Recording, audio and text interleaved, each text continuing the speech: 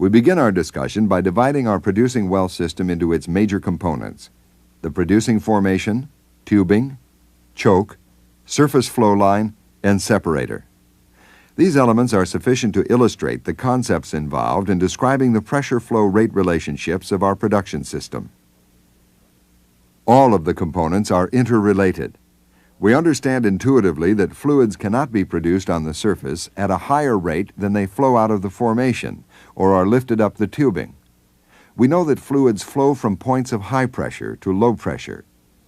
What we must do is show graphically how the pressure and flow rates for our system are related. Just as there is a drop in pressure within the formation during production, there is also a pressure loss within the tubing from the bottom of the well to the surface during vertical flow.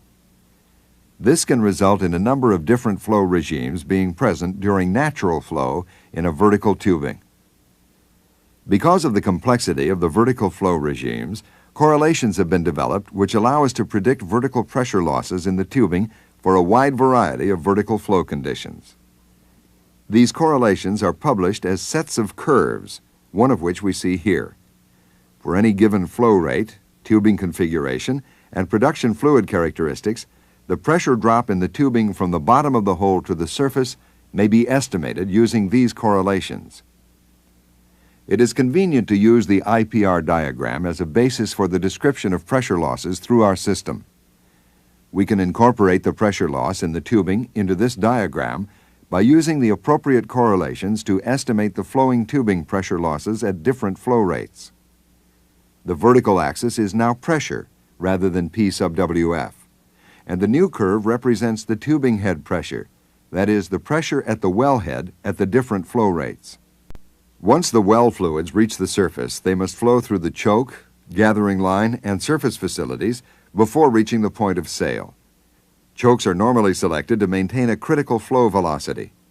When critical flow occurs, the upstream pressure is about twice the downstream pressure. This means that the pressure is reduced by a half as it flows through the choke. The choke effect can be added to our pressure production rate curves by plotting a curve equal to 1/2 the flowing tubing pressure at each flow rate. This new curve represents the pressure just downstream of the choke. The next surface component is the flow line. It causes additional pressure losses in the system, and so we must add a fourth curve to our figure. The value of these losses is estimated by using the appropriate horizontal flow correlations. For our specified flow system, we now know the maximum pressure available at the separator for any given flow rate. We can take our diagram one final step by adding a line which depicts the minimum pressure required to operate the separator. The flow rate where the downstream flow line pressure curve intersects the separator pressure line is the maximum practical production rate for the well, and for which the choke and other equipment must be sized. We may summarize the system pressure losses that occur at this production rate.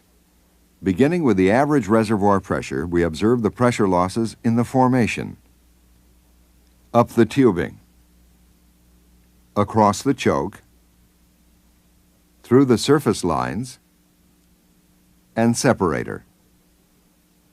In a sense, the reservoir pressure drives the whole system and is used up along the way.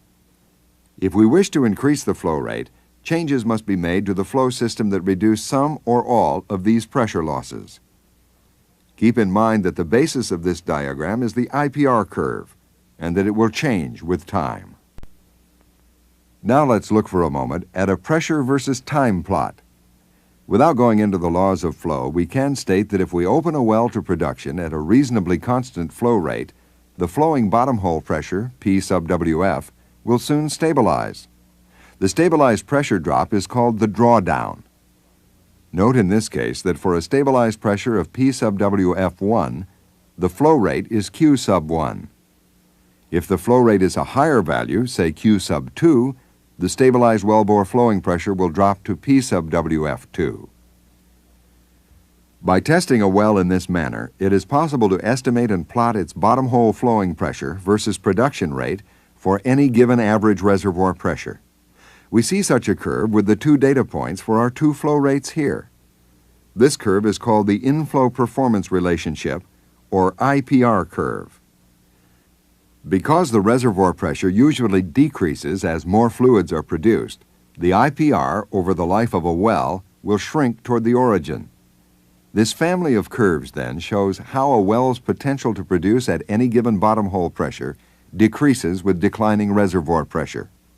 Note that if the flowing bottom hole pressure is held constant as the average reservoir pressure drops, a well's production rate will decrease until it no longer flows. Alternatively, if the flow rate is to be held constant, the bottom hole flowing pressure must drop continuously to maintain the flow rate. At some point, the pressure cannot be reduced any further, and the rate must drop. The inflow-performance relationship is a unique description of the performance potential of an oil well. It is the basis for the analysis of a well's behavior. It tells us what flow rate the reservoir will provide at a given pressure.